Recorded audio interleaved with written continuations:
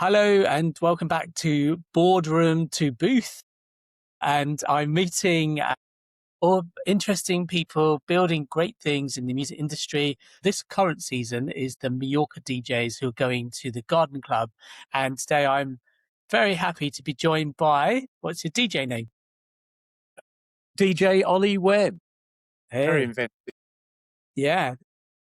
That's even that on its own is a conversation. So what have you ever thought about a moniker, or you've always kept it to your name? I've always kept it to my name. I've never been able to come up with a moniker that I felt I could live with for any period of time whatsoever. Yeah. If I did it, I'd be changing it every 6 months. Really? So I just thought, keep it simple, just give them your name. I do sort of, think about it now and again and wish I just kept to my name. But there is a DJ Hutton out there. So Ollie, what can you tell us about, like, how did you get into DJing? A very long time ago is how I got into it. The usual journey, I think. I'm not sure it's particularly unique. I when I was very young, I did loads and loads of clubbing. When I was at university, I worked in one of Sheffield's sort of leading, at the time it was proper sort of rave and hardcore clubs. And I always thought, God, that looks really cool. And then started going to loads of other clubs. And I just thought, I'd love to be able to do this. And then when I left university and had a little bit of money, like a lot of other people, just went out and bought some belt drive Sound Lab turntables, made an awful racket for quite a long time. And that was about, I'm going to say that was about 1995, maybe like late 94, early 95, like that. That was when I started. But it was I just thought it was a cool thing to do. So I had no idea the pain and the money it would cost me. Really? Well, before we jump into the pain and the money, there is a unique piece in there. I think, the fact that you worked in clubs before, and what were you doing in that club? Behind the bar. Nothing crazy. So but that's important, right? Because I think genuinely, like, if you go as a consumer, fine, you're just there for an experience. If you go as a DJ, everyone matters. Everyone.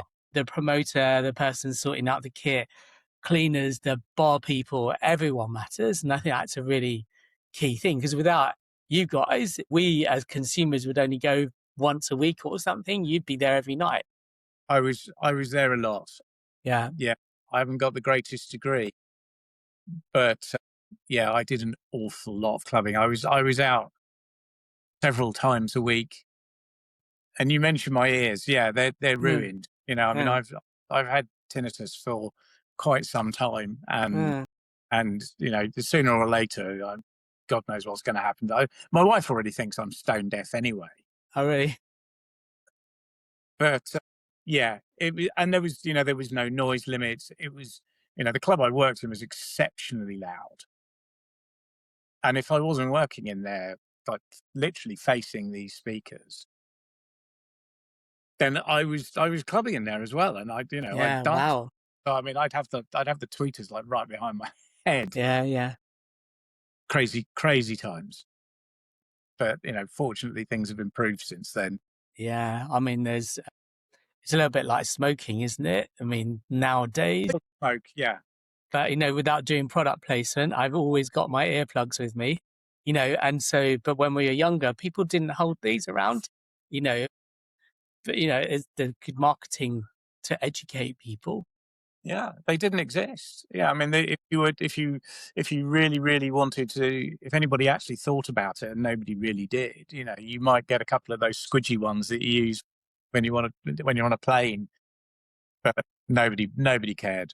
There's a whole generation of us all, ringing away or rapidly going stone deaf. I didn't realize until a few years ago that it's by law nightclubs must have earplugs to give to people. And I had no idea of that because I never asked for them. No? But yeah, it is a thing. I don't know how long that's been in place, but it should be there. So Pretty sure if you'd have asked any of the clubs I went to in the 90s, they'd have gone, yeah, what yeah. talking about?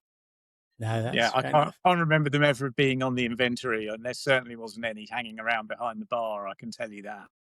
That pain and money thing is very interesting because I think we've all felt it. I'm just over there is where my decks are, Your my kit my is, my 1210s. So I've got my digital setup, and I've got the 1210s on the other side, and I've got all my vinyl out. So I'm looking at the vinyl, and I just think the amount of money that I sunk into that vinyl collection. I don't regret any of it, but it was a lot of money over actually, when you think about it, not that long period of time. So I sort of started collecting vinyl, say maybe sort of 94. I had a few records before I was DJing, but not very many. Mm-hmm. So I really started collecting them. Yeah, 94. And I probably stopped collecting records in the early 2000s, actually. I was quite an early adopter of the whole digital platform thing, just as things like trap were emerging.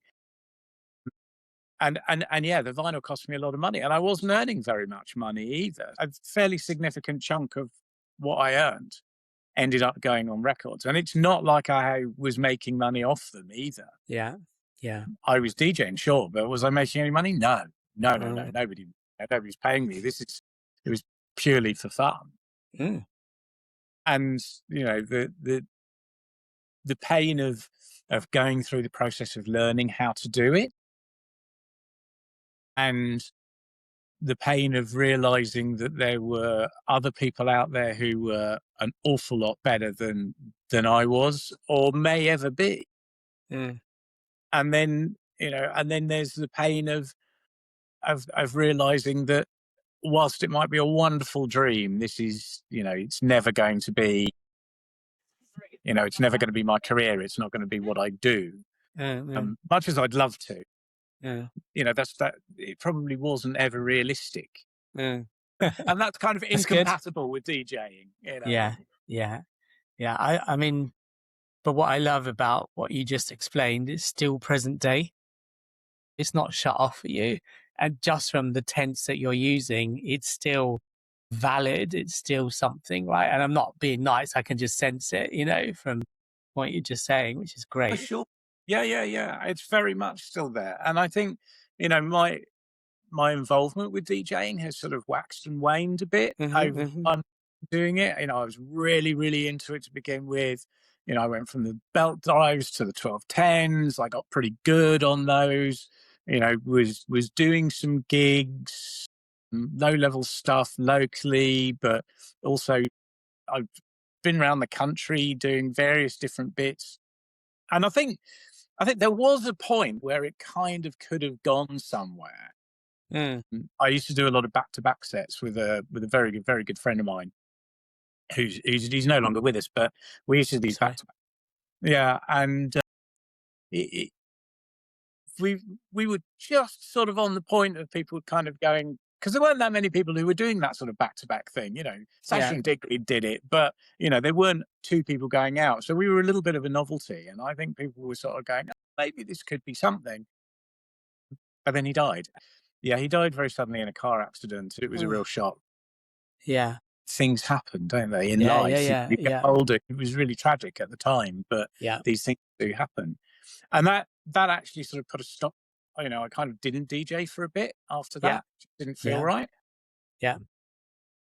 But I did it for myself, just at home in my room. And then I sort of started experimenting with the digital DJing. I touched upon it earlier and said, early versions of Tractor. I think I went through an early version of Serato as well at one point, and did that from home. I was doing lots and lots of mixes, but mostly just for me. So I didn't play Which is out. the best. Okay, it's the What's best. That? Yeah, that's the best way, isn't it? Really? Yeah. So I was doing it for me. My wife likes the music, so I'd sort of make mixes, and she'd listen to them and circulate them amongst a few friends and stuff. And then I launched my own business, and that Yeah. consumed all of my time, and the whole thing went out the window.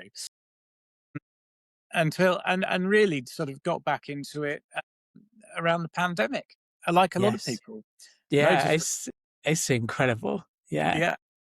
loads of free time.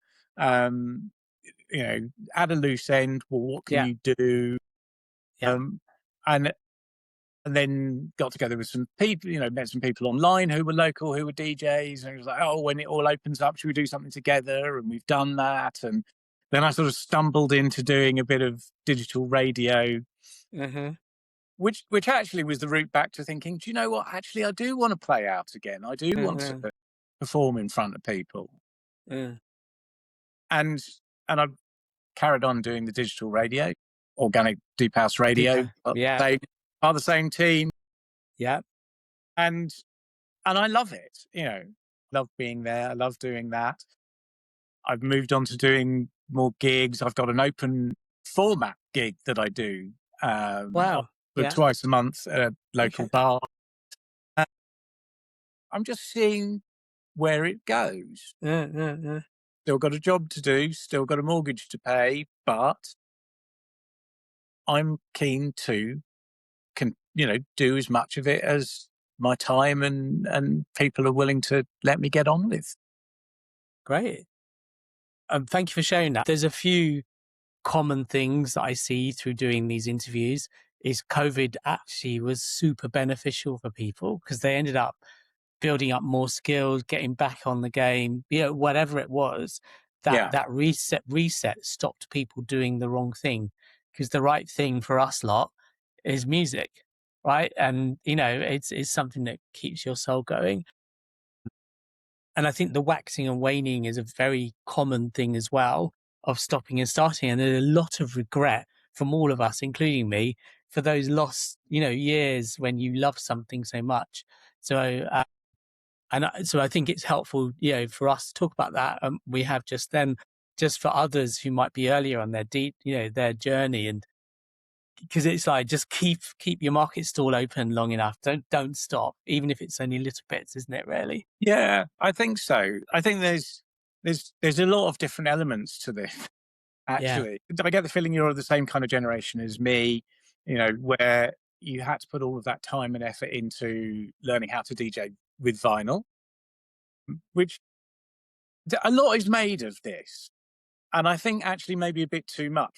But it is true that the learning experience, the fact that you don't have any cues, you don't have, it's not easy to learn how to do it, kind of means that it becomes part of you. It's like there is that muscle memory. There is, it's something where you go, this was hard won. I had to put in a lot of effort and a lot of time and really think about the music and what I was doing and how I was going to do things and stuff.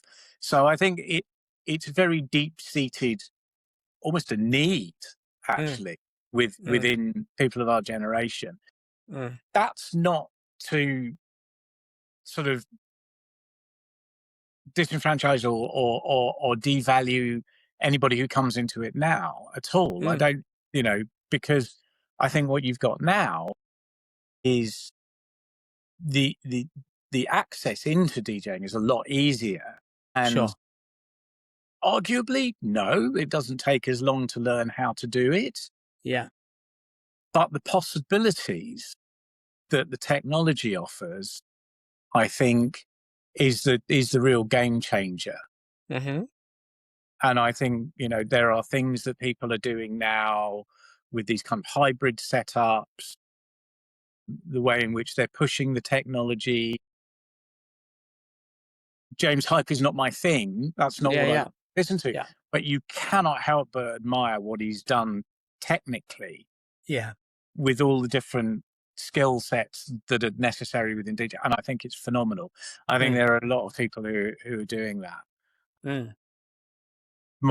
The only slight query that I have over it is that sometimes the music gets lost in amongst the showmanship. In the showman. Yeah. And that slightly worries me. Yeah. but there is some great stuff going on.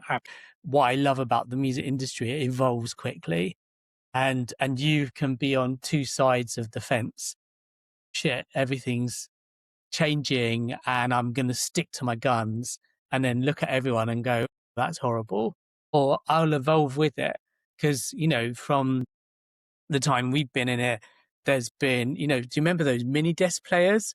I mean, we had like Walkmans, mini disc players, CD players, MP3 players, all the way up to your phone, and it stopped there when it matured, right? Yeah. None of us had a problem with that. It's really great and, you know, wonderful for you to say, like, you know, both of them have their benefits. I kind of see digital DJing is the gateway into vinyl DJing now. That's how I see a lot of young people go that way. And so it's like, okay, I'm feeling confident. I get the basics. And now I'm going to put a couple of decks either side.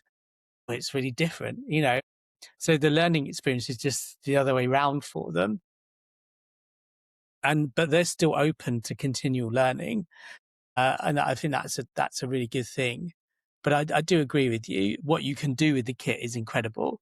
The bit where people get stuck on is the ability to mix and how easy it is. Right. And it's like, no, but you missed the point. It's what you can do with that kit. Anyway, yeah, I mean, back to you. I mean, you've mentioned open format, but what style of music do you love? If somebody asked me, I would describe myself as a progressive house DJ. Yeah. You know, that's where I'd start. But the truth is, it's a lot broader than that. So, you know, I mean, progressive house is really, that's the core thing. That's what's been the constant right from the very beginning. So, you know, I mentioned the university in Sheffield, and the club that I used to go to quite regularly was Renaissance in Mansfield. Wow. Just that little place then. Yeah. So we used to go there, and that was the early days of progressive house. Weirdly, my wife was reading an article the other day, and she said that progressive house was originally called dub house disco. Wow. Or dub house. Dub house it was called. Wow, okay, Then it became and then it was sort of labeled progressive house. Wow. Check this out for yourself. Didn't read the article myself, but she said, "Did you know it was called dub house?" I said, "No." There is a Guerrilla Records tune, I think it's DOP, called Dub House Disco. So Okay. there's good evidence to support it. Anyway, that's not the point. Going to Renaissance totally changed my whole appreciation of music. Right. You know, I was listening to rave music and hardcore music, and then someone said, "Oh, we've got to go here." So we went there, and I was like, "This is amazing." Yeah. And that's been it. And I've just been sold on progressive house ever since. But in Super. reality, my sets cover deep house, progressive house. I do a lot of sort of electronic and break stuff these days, which I'm really into. Probably harks back to the old rave days and things. Sure. But I've incorporated everything, house, and even some techno as well. Trance, you know, went through a very, very trancey period, as we all did, I think. Yes, we did. Yeah. But really, it's the core of it is always progressive. Yeah. Fair enough. Yeah, I mean, you're going to like it. We'll talk about the garden club in Mallorca. The owner he loves progressive, and what's very interesting, having been there this summer, I just want to give you some context. Really, is that what I've learned from being there and working with the owners? There's a very high Argentinian contingent in the area. There's 100,000 people who live on the island, and they adore progressive house. So it's really interesting. It seems to be like the place to be there. And I guess I know what your answer is going to be, but what could people expect from your Mallorca set then at the Garden Club? Progressive house. Yeah. So, you know, yes, you're going to get that's what I'm building it around. But I mean, I think it's very difficult. So many years ago, I was in Pasha in Ibiza, and over by the bar. So this is how long ago it was, right? Over by the bar was Norman Cook. Oh, right. Yeah. Who was playing that evening. Yeah. but there was hardly anyone in there, and he was just standing on his own. I don't think anybody really sort of recognized that it was him, but I did. So I went over and just, hi Norman, and the millionaire Norman Cook smoked all of my fags, but he did buy me a drink, And and we had a really, really big chat. And I was like, "So what are you going to play this evening?" He says, "I have absolutely no idea." So, and I think that's true yeah, of me too. Is that, and I tend to go into these gigs. Sure, I've got playlists set up. You know, I know what content is there. I never take my entire library to a gig. mm-hmm, I mm-hmm, always keep it fairly tight. You know, mm-hmm, if you're playing for an hour and a half or whatever it happens to be, you don't need 10,000 songs. mm-hmm. Yeah, If you had 200 well curated songs, that's way too many, yeah, really. yeah, And I do the same kind of thing. So it's like I don't really know how I'm going to approach it. I think it has a lot to do with whoever's on before you. If you're a big headline DJ and you've got a warm up guy, well, you know what the warm up guy is going to play because you told him. But with this kind of thing where you've got lots of different DJs coming from different backgrounds, it's like, well, what kind of vibe are you walking into? And our job is not just to go, right, that's enough of that, I'm going to do this. It's to maintain that segue. vibe and Yeah, then move it forward. So yeah, maybe I'll start with some deep house if it's a more sort of mellow vibe.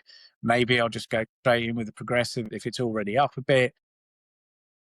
Hopefully it won't be too peak time by the time I step onto the deck, so I don't have to sort of bring it down, which is the hardest thing to do, I think. yeah, Doing a progressive set where you raise the energy in the room yeah, over a time is fairly standard stuff, but it takes real art to take energy out of the room and then give yeah. it back to people. I'm someone who likes both ends, but I don't like staying up. So I get what you're saying, and I totally see what you're saying around play it by ear, which is in our world is absolutely vital, right? So Yeah. that's Yeah. good. And it's very different from doing, say, a radio set, Yeah, because with a radio set, you know, you don't know what the audience is. yeah, There's an audience yeah, there, and so it's like, well, really, what is my identity as a radio DJ, and how am I going to present these songs, these tunes over an hour's radio show, for example? And mm, you can plan them out. You can edit them really heavily and just go, right, I'm just going to play the 12, 13 best tracks that I've heard in the last week, month, whatever the frequency of the show is. And you can do that. It's yeah, just very structured. yeah, Similarly, if you're uploading mixes, same kind of thing. You can just go, well, I'm going to tell this story with these tunes because that's the picture that I've set out yeah. to give. But I think a club set, a live set, is a totally different Very vibe. different. I totally Totally different. agree. Yeah. I mean, you mentioned radio. I think it's really important to sort of share that we know each other from Organic Deep House Radio.com. And a big shout out to Darren, who runs an amazing station and puts everything together so well. And I mean, the question really is around like who's helped you on your journey if you look back as your DJ journey. My wife has helped me. Yeah, yeah, In lots of ways. Mainly because she is my biggest critic. Mhm. If I'm putting stuff together and she doesn't think it's any good, she'll tell yeah. me straight away. Fantastic. It's Wow. like, don't do that. That's really bad. Wow. So, which I'm not always grateful for, but actually, no, I am. Yeah. It means that you have a truly independent and very honest, appraisal of where you're going. So she does that. She's helped massively. I think lately ODHR has just been an inspiration, not just what Darren does. Hi, Darren, you're brilliant. But the other people on the station as well. just some phenomenal talent there. The enthusiasm from everybody is amazing. Yeah. And it's such a wonderful community. Yeah. That it's just made me go, I can't stop doing this. I need to continue. Over time, there's been loads and loads of different people. There was when I first started. So I work in publishing. Always worked in basically journals, magazines, that area of publishing. And I was working up in London at the time, and there was a guy there who was a pretty good DJ actually. So I gave him my first sort of tentative mixes. What do you think of this? And he gave me some critique right from the very beginning. He says, "Oh, well, I see what you're trying to do, but really you're just sort of slamming together the tracks that you like the most." He just taught me things. He said, try and, you don't have to throw everything at everybody all at once. You can build things up. You can want to let the tracks lead naturally from one into the other and try and increase the energy as you go through the mix and things like that. And he was great. A guy called Jez, and he was fantastic. Just little snippets of information. I thought, okay, I hadn't really thought of that. And then I'd send off mixtapes and things. So I sent off mixtapes. Okay. And Graham Gold, you remember Graham Gold? Yeah, a long time ago. Yeah. And I sent a mixtape off to him, and he left a voicemail on my mobile phone once, and it was like, "I really like this, keep going, don't That's and good. I was like, "Oh, that's amazing." Yeah. And it's little things like that make you just. It doesn't actually matter if you don't turn out to be a superstar DJ. Yeah. It really doesn't. If you only ever play in front of a handful of friends, I don't think it really matters. Yeah. I think it's, do you have a love for introducing people to new music, sharing the music that you love, and just putting it together? If that's your passion, that's all you need. I totally agree. I did notice that your wife supported you because she was reading something in the news about progressive house, and I thought, okay, that really stands out. So well done to her. It's brilliant support. It's been brilliant to learn about you, and your journey, and also, to be fair, your advice as well. It's been really helpful. I do believe in the wax and waning and all of that sort of spending and effort, but it is a joy, and I think I can get that from you. There's one quick question, which is, where can people find you online? So it's always at DJ Olli Webb. So Facebook at DJ Olli Webb, Instagram at DJ Olli Webb, SoundCloud at DJ Olli Webb. So it's just the main social media channels at DJ Olli Webb. Find me there. Brilliant. We'll look you up. And on Organic Deep House Radio, of course. Yes, Organic Deep House Radio. We're going to plug that like hell as well. So it's a great radio station, and no ego in that community. That's the thing that you notice, right? It's so supportive in that way. Yeah. Okay, well, I can't wait to see you in literally a month's time in Mallorca on the dance floor. And thank you so much for your time, Ollie. Thank you very, very much for having me. Really appreciate it. Thank you. Brilliant. Cheers. Cheers.